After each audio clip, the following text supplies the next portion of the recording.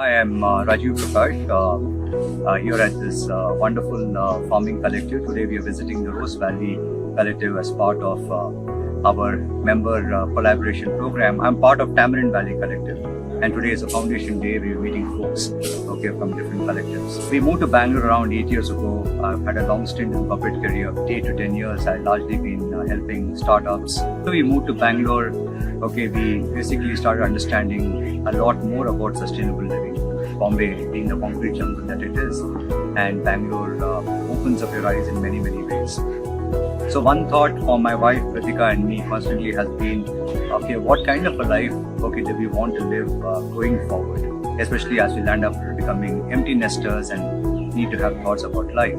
Bangalore allowed us to meet some very interesting individuals who've been trying experiments in alternative living, and the biggest experiments being living along with nature.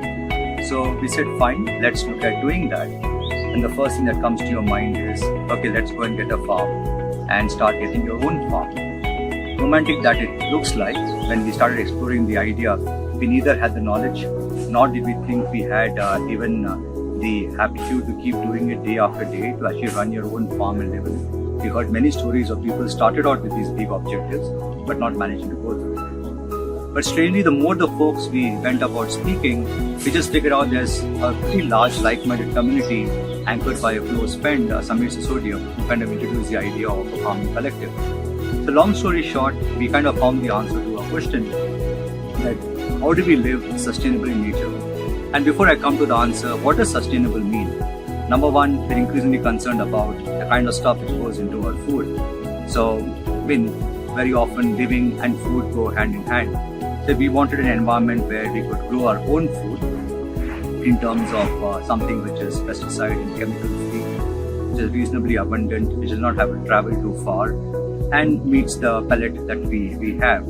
And the other part, wearing my economics hat, is more in terms of you never really know when inflation will go out of control. And the first thing inflation comes and hits you is in food. So the thought I had is, I can live very sustainably if I don't have to spend money on stuff, but things grow around me. So half of it is about sustainable living from a natural, let's say, biological point of view, and second is sustainable from a financial point of view. So with these kind of things in mind, Samir introduced us to the idea of a farming collective where there are 50 families coming together in Bangalore, taking a reasonably large area of land, close to 100 odd acres, rejuvenating that particular land. We had no idea about rejuvenation. Somebody talked about the concept of permaculture, permaforest, food forest, mixed farming. All of these were alien terms, to me.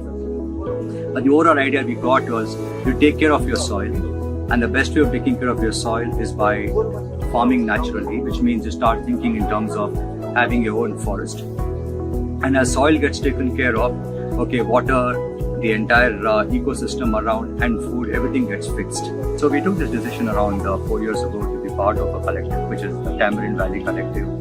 50 like-minded families of very different backgrounds from Bangalore and a few other places coming together with the idea that as a community we can start reimagining how living with nature means. We had some wonderful experts also coming and advising us. Many people in the community have taken deep interest. They've already taken huge leaps forward in natural living. So we have a huge bank of knowledge and motivation. And it's like one big family. So things I would probably suggest is that COVID also taught us that we probably have to get back to closer to our roots. I think it kind of makes sense for yourself and for your family's sake to get reconnected with nature. And the best way of getting reconnected with nature is to live with nature in a farm. But practically speaking, managing your farm on a day-to-day basis is a huge effort, from an economic point of view, from an effort perspective. So coming together as a collective and doing it, is intuitive and it makes sense. Further, when you have like-minded people coming together with a common philosophy, great things happen. Individually, we could not have recreated that 1.5 acres of soil, but collectively, we should see where we were around 5 years ago to today. It's a transformation. That gives us the confidence that going forward, we'll also transform our lives. Just live with people, do things like, say, for example, allowed to have my carpentry studio, or allowed to go around within the neighboring villages and figure out what's happening innovatively over there, talk to people. So just have a very different kind of life. And all of this becomes possible through this model of a collective. So going forward, I would definitely expect more and more people to start looking at options like this as they try this hybrid living between living in a city and living in a neighboring 1.5 to 2 hours away kind of collective. And that's the kind of life that we are modeling for ourselves. And very, very happy to be part of a collective, to be happy that we actually have folks at the communities creating a network of collectives so that we can start pooling knowledge, resources. I mean, at the same time, one has to be understanding of communities. You can't manufacture a community, right? Communities have to evolve. So it takes a lot of time for getting folks of a certain common wavelength. I think there's a mentor of mine who would often say that if you want to go fast, you go alone, but you want to go far, you have to go together with people. I think when you're in a community, you have to keep in mind that you're going far and you're not going fast, which means you're going to take some time to try and find that set of people. So you've got to be patient about finding that set of people. Second is, nature is always more intelligent than you. So how much ever you know, you will not know enough. So knowing that you will not know, I think, and having that humility is important. Sometimes that engineer or the scientist inside us who believes you can go and manufacture all outcomes. You can only put in place some processes and thereafter things will evolve. So approaching with a little bit of humility, I think, would be good. Third is enjoy the journey. I mean, this is not a real estate project.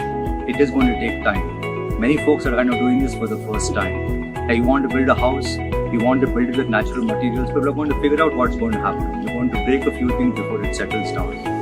And let's say you're going to do farming. Many things are going to get messed up. So when you mess up, it is a way one is learning and the soil is learning. So having that patience and wisdom that starting this new method of living is not a switch on of a button, but it's more about unlearning a lot of things within us. It also means as a community, you're going to have a lot of like-minded folks. But you're not going to connect only based upon farming. You got to have other reasons to connect with each other. So having those social hooks, right? You just get together, you know family, you know cook out, you figure out what other interests you have in your life. Because farming alone can't be the only point on which you converge. You got to converge, you got to figure out how to live together. The other thing is, I've lived in an apartment all my life. I don't know what it means to live in an independent house, forget even build an independent house. So many, this is going to be a first time experience. So it's going to be exciting because you're going to build your house in your lifetime for the first time. But take some time to figure out what it means. Okay, what kind of a design you want. Because once you build it in these remote places, you can't come back and change it. So it's good to keep that particular thing in mind. The other part, obviously, is that you can't be a consumer of this. You've got to think about like a producer. Let's say you can't just outsource this particular project, okay, to a builder or someone. It's something which you got to participate, and very often these locations are about an hour and a half, 2.5 hours away from a city, especially city that you stay in when it's coming up. So you got to put that particular effort of at least once a month ideally, or once in 3 months to visit the place and develop that kind of connection. So if you're not vesting or investing in this particular process, then it's only going to treat this like an investment project, which is not going to work out for you or the community. So that active participation, okay, is important. There got to be dialogues, there will be conflicts. Everything can't be put in a legal agreement. So that ambiguity also becomes important. So it requires a certain mindset. And these are some of the cautionary things that I would probably say when you have to think about building a community and living.